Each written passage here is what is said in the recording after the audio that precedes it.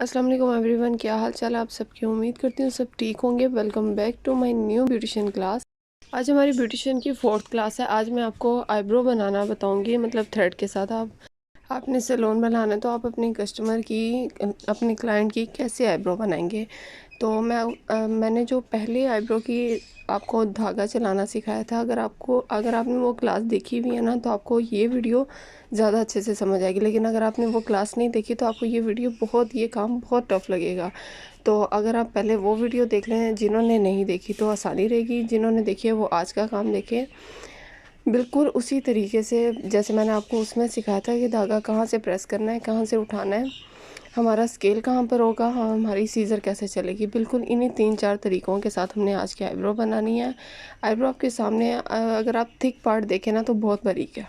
जो हमारा थिक नज़र आ रहा है डार्क पार्ट आईब्रो का, वो बहुत बारीक है। लेकिन हमने थिक आईब्रो बनानी है, तो कैसे बनानी है मैं आईब्रो स्टार्ट कर दूँगी, साथ साथ आपको गाइड करती जाऊँगी। बहुत ध्यान से वीडियो देखनी है, कहीं से स्किप नहीं करनी, तभी आपको समझ आएगी कि आईब्रो कैसे बनाई जाती है प्रोफेशनल तरीके से। अगर आप नहीं भी सैलून चलाना चाहते, आपको वैसे ही शौक़ है कि मुझे आए, मैं घर में अपनी या सबकी कर सकूं, तो भी आप ये वीडियो देखो, आपको बहुत आसानी से समझ आएगी। मैंने बहुत ही आसान और सादा लफ्ज़ों में समझाना है कि आईब्रोज़ कैसे बनाते हैं।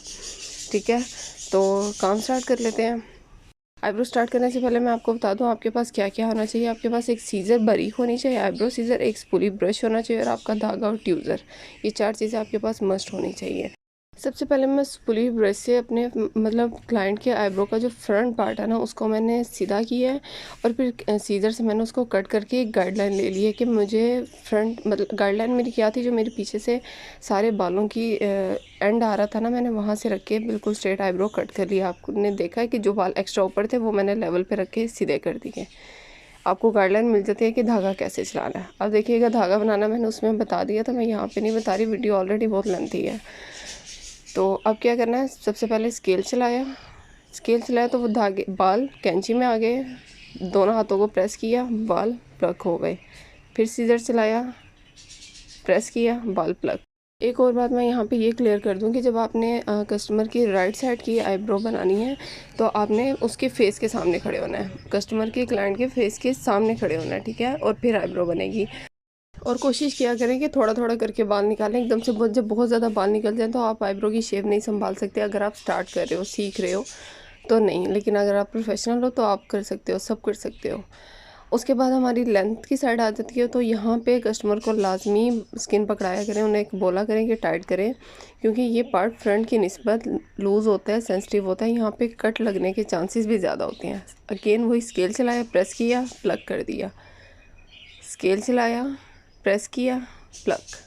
मतलब जब आप स्केल चलाते हो ना, तो वो एक्चुअली में बाल सेपरेट होते हैं, जो हमारे प्लग होने होते हैं वो सीज़र में आते हैं और दूसरे अलग हो जाते हैं। वो बाल जहाँ पे स्केल चलता है ना, वही अलग होते हैं, ठीक है। मैंने अगेन अपनी आईब्रो को कॉम्ब किया, हमारा फ्रंट ऊपर वाली साइड हमारी कंप्लीट हो गई है। अब निचली साइड से काम करेंगे। आप देखेंगे मैं जब स्केल चलाती हूँ बाल सेपरेट हो जाता है, और मैं थोड़े थोड़े करके बाल निकाल रही हूँ। बिल्कुल एकदम से आर्च भी नहीं बनता, बिल्कुल कंप्लीट आर्च एक धागे में नहीं निकलता, तो मैं थोड़ा थोड़ा सा करके, लेकिन देखिएगा मैं धागा स्केल चला के उसको सेपरेट करती हूँ बालों को। ये चलाया, धागे में आए और निकाल दिया। एकदम से सारे बाल नहीं निकल सकते, ठीक है। थोड़ी थोड़ी करके जब आप करेंगे ना, तो आपको शेप समझ आएगी। आप थोड़ा सा करो, क्लाइंट से हाथ छुड़वाओ, और शेप देखो इक्वल चल रही है मेरी, क्योंकि जब हम इस तरह से काम कर रहे होते हैं शेप बिल्कुल अपोजिट होती है। जब लूज़ कर देते हैं तो शेप चेंज हो जाती है।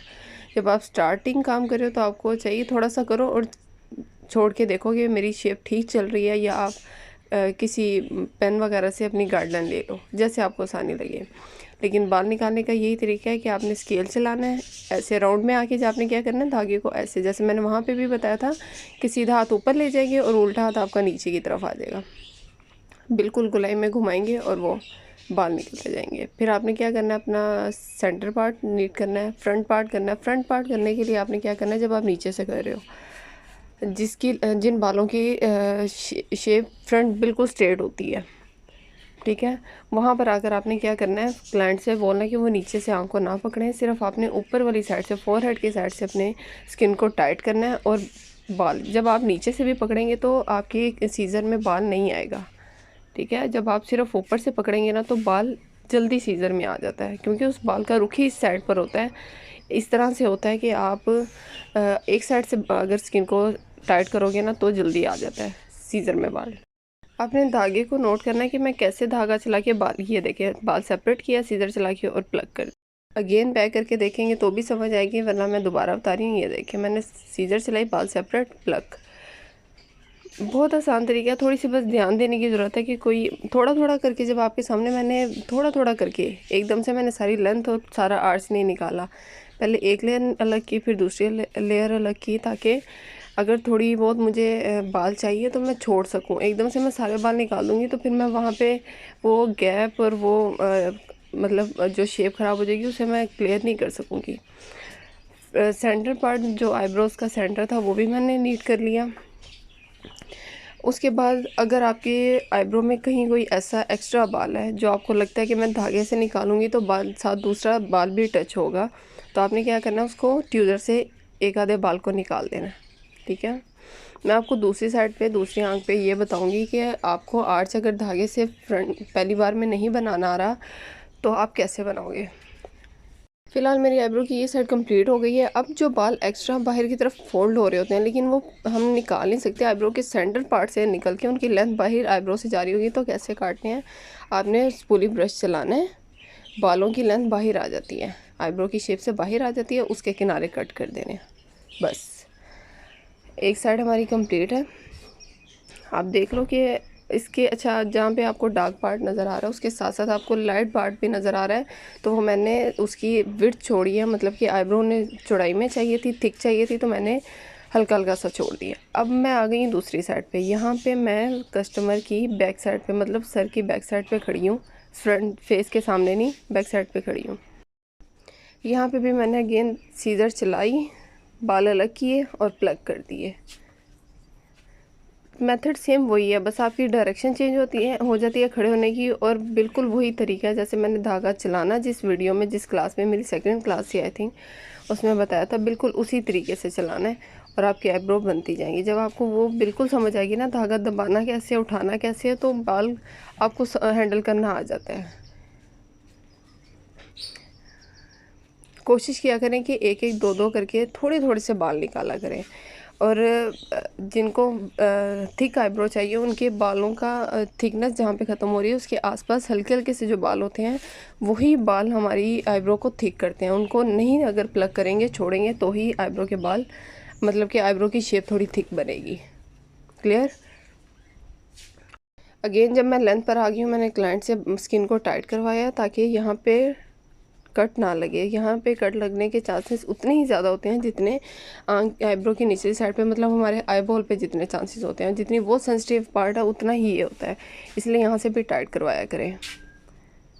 तरीका सेम वही है, आपने धागे का स्केल चलाया, बाल सेपरेट किए और प्लग कर दिए, कुछ भी चेंज नहीं है यहाँ पे, सिर्फ हमारे खड़े होने की डायरेक्शन चेंज है, ठीक है। यहाँ पे पहले मैं आपको धागे से निकालना बताती हूँ। यहाँ पे भी अगेन आपने, ये देखें मैंने बाल अलग कर लिए और प्लग कर दिए।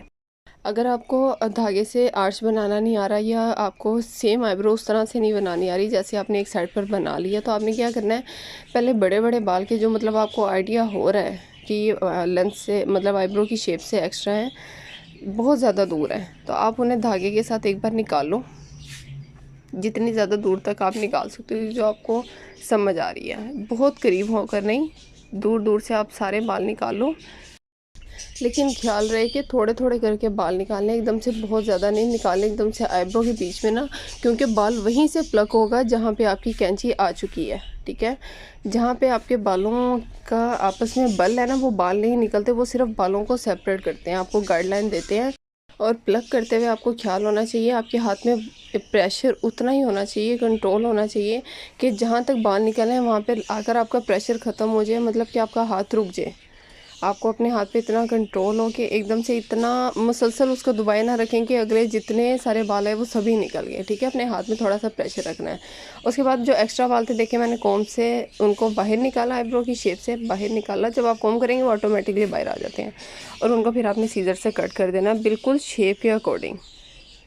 उसके बाद यहाँ पे ना इनके बाल कुछ ज़्यादा ही करली और लेंथ में ज़्यादा थे, जो ऊपर से तो कवर हो रहे थे लेकिन नीचे से बाहर आ रहे थे, तो मैंने उनको नीचे की तरफ ही कॉम्ब करके और आईब्रो की शेप मतलब आईब्रो की जो गुलाई थी वहाँ पे उसी शेप मैंने कट कर दिया।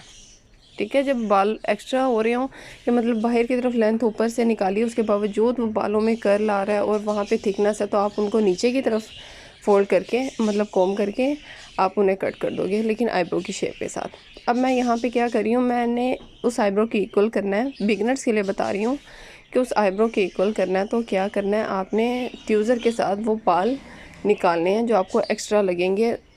राइट साइड के आईब्रो देखते जाओ और लेफ़्ट साइड के आईब्रो आप से बाल निकालते जाओ, उसको देख देख के कि हाँ उसकी शेप ऐसे है ऐसे। जो बिगनर्स है आर्ट्स जब आप क्लियर कर लोगे ना उसके साथ सेम करके, तो आपको धागा चलाने में भी आसानी होगी, आपकी शेप भी ऑटोमेटिकली बिल्कुल सेम आ जाएगी।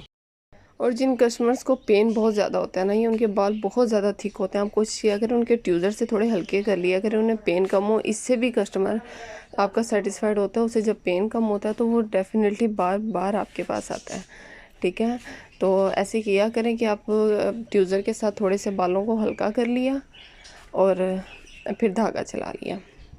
यहाँ पे मैंने उसके इक्वल कर लिया, जो मेरी राइट साइड की आईब्रो थी उसके मैंने इक्वल कर लिया कि मुझे कितना आर्ट चाहिए और कैसे चाहिए। अब मैं क्या करूँगी, वहीं पर धागा चलाऊँगी जहाँ से मैंने बाल हल्के किया। मुझे गाइडलाइन मिल गई है, मुझे कितने बाल निकालने थे, वो बड़े मैंने निकाल दिए। बिल्कुल रुआं टाइप धागे, बारीक बारीक जो बाल हैं वो मैं धागे से निकाल दूँगी।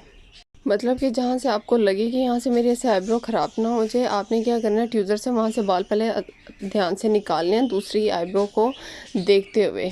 ठीक है, और फिर उसके बाद ही धागा चलाना है। अब फ्रंट पार्ट है, तो फ्रंट पार्ट के लिए मैंने आपको क्या बताया कि फोरहेड से सिर्फ स्किन को टाइट करना है, नीचे आईबॉल से आंख से नहीं टाइट करना। इससे क्या होता है, बाल स्किन से अलग हो जाता है। और जब आप वहाँ पे स्केल चलाते हो, धागा चलाते हो, तो इक्वली मतलब कि बड़े आसानी के साथ और बड़ी तरतीब से सारे बाल जो है ना धागे में आ जाते हैं, आपकी सीजर में आ जाते हैं। प्रेशर वहीं तक रखना है जहाँ तक आपकी आंख है, अगली आईब्रो या आंख या किसी चीज़ के साथ आपका धागा टच ना हो। हाथ पे कंट्रोल आपको उसी क्लास में आएगा जिसमें मैंने धागा चलाना सिखाया है। अब मैं आईब्रो की साइड से भी सेंटर पार्ट को क्लियर कर लूँगी बिल्कुल। जिनको बहुत ज़्यादा गैप ना पसंद हो, आप उनकी कोशिश किया करें थोड़ा थोड़ा सा बाल छोड़ दिया करें। और जिनको गैप क्लियर चाहिए हो, उनकी फ्रंट पार्ट जितना हो सके ना कि उनकी आईब्रो की शेप ना ख़राब हो, उतना क्लियर कर दिया करें। यहाँ पे मेरी आईब्रो क्लियर हो चुकी है, मतलब बन चुकी हैं, शेप में आ चुकी हैं। लेकिन जो मैंने छोटे छोटे से बाल छोड़े हैं बिल्कुल हल्के से, जो कैमरे में फोकस नहीं हो रहे कि मैंने उनकी आईब्रो की विड्थ कैसे ज़्यादा की है, आप मैं आईब्रो को कलर करके एक्चुअल शेप दिखाती हूँ जो मैंने उन्हें बना कर दी है। तो ये है उनकी एक्चुअल, और मैंने स्टैंड से उतार ली है, मतलब ईजल से मैंने उतार लिया, मोबाइल मैंने क्रीप किया उनके फेस के। और टोटल आईब्रो की जो शेप बनाई है ना, मैंने छोटे छोटे बाल छोड़ के उनको आईब्रो को विड्थ दी है, वो ये है, बिल्कुल एग्जैक्ट ये शेप बनाई है मैंने। ठीक है, जो कैमरे की दूर से फोकस नहीं कर रहे थे, लेकिन अगर मैं यहाँ पे कलर उतार भी दूँ तो भी यहाँ पे जब मैंने कैमरा नज़दीक कर लिया तो क्लियर नज़र आना था कि मैंने कहाँ से बाल कैसे छोड़े हैं। आईब्रो की शेप आपके सामने है और तरीका भी मैंने आपको स्टेप बाय स्टेप बड़ी डिटेल के साथ बताया है, पहले धागा चलाना और आज आईब्रो बनाना। उम्मीद करती हूँ आपको अच्छे से समझ आ रही है हर क्लास हर चीज़।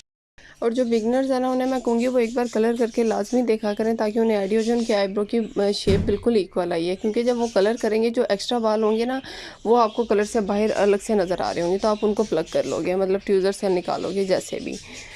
ये वीडियो मैंने रात में रिकॉर्ड की थी और ये मेरी छोटी बहन है, ये आईब्रो बिल्कुल नहीं बनाती, लेकिन इसकी आईब्रो इस तरह की थी कि मैं आपको अच्छे से समझा सकती। वरना मेरे पास ऐसे क्लाइंट्स भी थे जो आईब्रो बनवाते रहते हैं, लेकिन फिर वहाँ पे समझ ना आती कि आपने कोई ऐसा क्लाइंट आपके पास आता है जिसने फ़र्स्ट टाइम करवानी है, तो आप आईब्रो को शेप कैसे दोगे। या जो बनवाते रहते हैं उनकी तो शेप नज़र आ जाती है, लेकिन अगर वो भी शेप चेंज करनी है तो कैसे करोगे, वो इसी आईब्रो पर आपको समझ आना था। ये बिल्कुल नहीं आईब्रो बनवाती, सिर्फ आपको सिखाने के लिए मैंने इसको बहुत रुलाया पिटाया है। तो वीडियो पसंद आ जाए तो लाइक कर देना अगर आपको समझ आ जाए। मेरे पास कोई ऐसा अलग से साथ होता कि मैं मोबाइल उनको पकड़ा के मैं बहुत करीब से रिकॉर्ड कर सकती, तो मैं ये भी कर देती। कोई बात नहीं, मैं अगेन फिर कोई आईब्रो का ट्यूटोरियल अपलोड कर दूँगी तब। तो आज की क्लास पसंद आई हो तो वीडियो को लाइक कर देना, कमेंट कर देना, और अगर आप मेरे चैनल पे न्यू हो तो सब्सक्राइब कर लो। मिलेंगे इंशाल्लाह नेक्स्ट क्लास के साथ। मैंने पहले भी बताया, अब भी बता रही हूँ, डेली क्लासेस होंगी। तो मिलेंगे इंशाल्लाह नेक्स्ट क्लास के साथ। तब तक के लिए अपना बहुत सारा ख्याल रखना। अल्लाह हाफिज़।